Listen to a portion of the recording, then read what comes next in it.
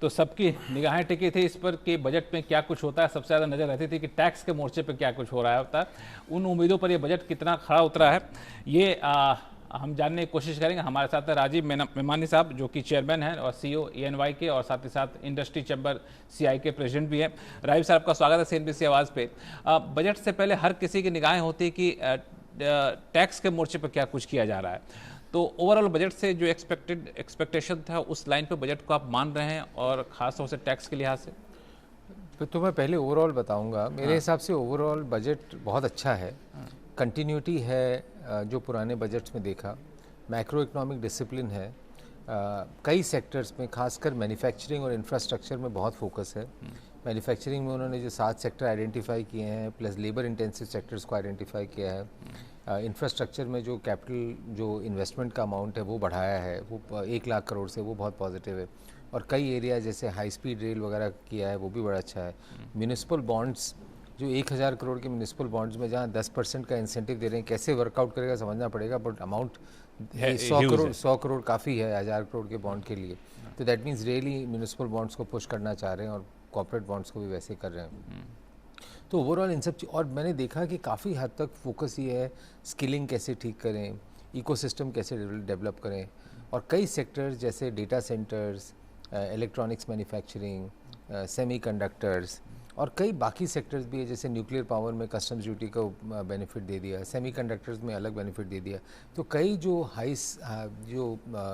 और MSMEs को बहुत बेनिफिट दिया है। जो तो बेसिकली हो क्या रहा था, जिस तरीके से ग्लोबल सिचुएशन था कि हम लोग घरेलू मोर्चे पर मैन्युफैक्चरिंग को ज़्यादा बूस्ट करेंगे, तो जो अंतर्राष्ट्रीय हालात उथल पुथल था उससे हम लोग ज़्यादा ये मजबूती से लड़ पाएंगे। तो जो मैन्युफैक्चरिंग पे फोकस करना, जो न्यू एज टेक्नोलॉजी वाले सेक्टर पे फोकस करना, उसके लिए जो कुछ बजट में किया वो काफ़ी है। काफ़ी है, मतलब देखिए अब और फाइन प्रिंट पढ़ेंगे तो और पता चलेगा, पर जो बजट स्पीच से पता चला उससे लगता है जो फोकस एरियाज़ हैं, जो अमाउंट एलोकेशन है, जो स्किलिंग पे फोकस है, कस्टम्स ड्यूटी रैशनलाइजेशन पे जो फोकस है, कस्टम्स ड्यूटी सिंप्लीफिकेशन में फोकस है, जो उन्होंने सेफ हार्बर रूल्स क्रिएट किए हैं वो GCCs के लिए, IT कंपनीज़ के लिए बहुत अच्छा है। सेफ हार्बर्स रूल GCC के लिए और डेटा सेंटर के लिए आपको लगा था इतने लंबे समय के लिए देंगे? हाँ, सेफ हार्बर है वो तो है ही है, मतलब वो समय नहीं है उसमें, 5 साल का है, वो तो ठीक है। टैक्स हॉलीडे इतना मेरे को बहुत अच्छा लगा, ये देखकर सरप्राइजिंग लगा कि उन्होंने 2025 से 2047 तक, मतलब या 2026 से 2047 तक 21 साल के लिए।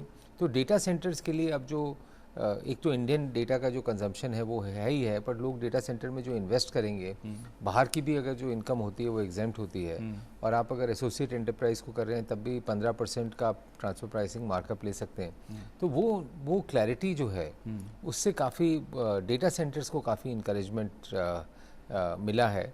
बायबैक टैक्स के लिए भी काफ़ी लोगों की इच्छा थी कि भाई बायबैक टैक्स में रिलीफ मिला जाए, तो वो भी उन्होंने रिलीफ दिया। 2-3 साल पहले जब उन्होंने प्राविधान लाया कि भाई सब कुछ डिविडेंड इनकम की तरह ट्रीट करेंगे, उसको बदला और अभी कैपिटल गेन्स की तरह। बायबैक को समझाएंगे कैसे ये रिलीफ के तौर पे देखा जाए, और तो बायबैक से कैसे अंतर दिखेगा? बायबैक में पहले होता था कि भाई पहले कैपिटल गेन्स की तरह ट्रीट करते थे, फिर उसके बाद बायबैक टैक्स था, फिर ये था कि जो डिविडेंड की तरह उसको ट्रीट करेंगे।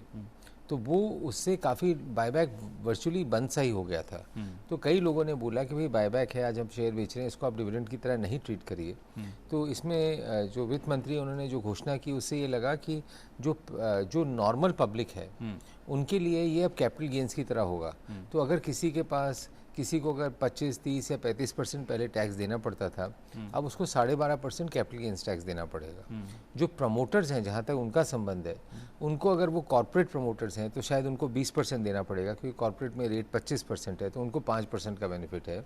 और अगर वो पर्सनल में कैपेसिटी में लेते हैं, नॉन कॉर्पोरेट में लेते हैं, तो 30% है। और नॉर्मली प्रमोटर्स का रेट 40% के आसपास होगा मेरे ख्याल से, तो उनमें उनको 10% का बेनिफिट है। तो प्रमोटर्स को कम बेनिफिट है पर आम जनता को इसका बहुत बेनिफिट है, तो ये अच्छा ही है, प्राविधान अच्छा है निकाला है। इसमें खासतौर से ऐसे मोर्चे पे जब इक्विटी मार्केट से एफपीआई एफआईज के आउटफ्लोज काफ़ी रिकॉर्ड होते जा रहे थे, हाँ। तो टैक्स में ऐसा कुछ आपको लगता है बजट में कुछ ऐसा कुछ किया गया जो उस आउटफ्लो को रोक सके? नहीं, आउटफ्लो को तो नहीं रोकेगा देखिए, बट ये जरूर किया है कि सिंप्लीफिकेशन पे बहुत फोकस किया है। और एक जो उन्होंने किया है कि अगर जो मैं अभी समझना पड़ेगा, जो बोला है कि persons foreign persons can invest in Indian markets, उनके सीलिंग बढ़ा दी गई। पहले पर्सन ऑफ इंडियन ओरिजिन का था, फॉरेन का नहीं था, पर इन्होंने अभी फॉरेन पर्सन्स बोला है।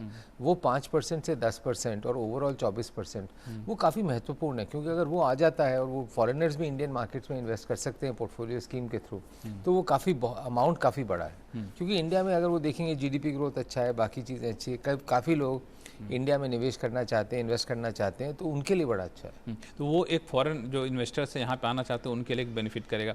और दूसरा कि इसमें एक दो चीज़ जो उम्मीद लोग कर रहे थे कि शायद long term capital gains tax में कुछ रिलैक्सेशन दें, एसटीटी में दें, इक्विटी मार्केट के लोग, वहाँ पे कुछ नहीं मिला। ये एक नहीं, एसटीटी में तो बढ़ा दिया उन्होंने, बट एफएनओ में बढ़ा है। हाँ, एफएनओ में बढ़ा दिया है, बट नहीं, मेरे ख्याल से लोग इतना रिलीफ नहीं एक्सपेक्ट कर रहे थे, क्योंकि उन्होंने ऑलरेडी जीएसटी के थ्रू काफ़ी रिलीफ दे दिया था पिछले साल। एलटीसीजी के लिए, हाँ, पर्सनल टैक्स में काफ़ी रिलीफ दे दिया था। एलटीसीजी 12.5% ठीक है मेरे ख्याल से।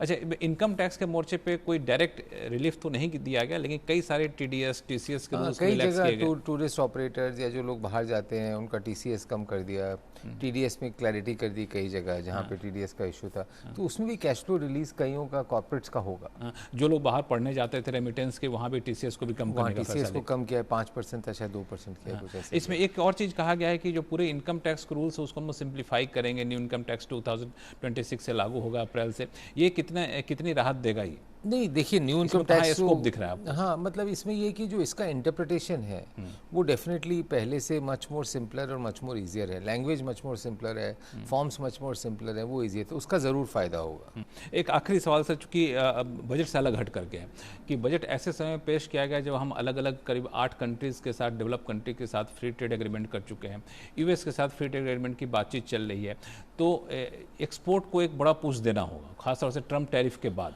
तो ये इस तरफ बजट में आप कुछ ठोस अनाउंसमेंट देख पाए? नहीं, मतलब एक्सपोर्ट के लिए अगर आपका डोमेस्टिक इकोनॉमी कंपेटिटिव है तो एक्सपोर्ट की अपॉर्चुनिटी अपने आप क्रिएट हो जाती है। सर्विसेज में तो आईटी में, डेटा में वो तो दिखा रही है, उन्होंने डायरेक्ट बेनिफिट्स दिए हैं। इलेक्ट्रॉनिक्स मैन्युफैक्चरिंग में जैसे एक्सपोर्ट की काफ़ी अपॉर्चुनिटी है, वहाँ पे बेनिफिट दिया है। सेमीकंडक्टर्स के लिए अगर स्ट्रेंथन हो जाता है तो एक्सपोर्ट का इकोसिस्टम बढ़ता है, वहाँ बेनिफिट दिया है।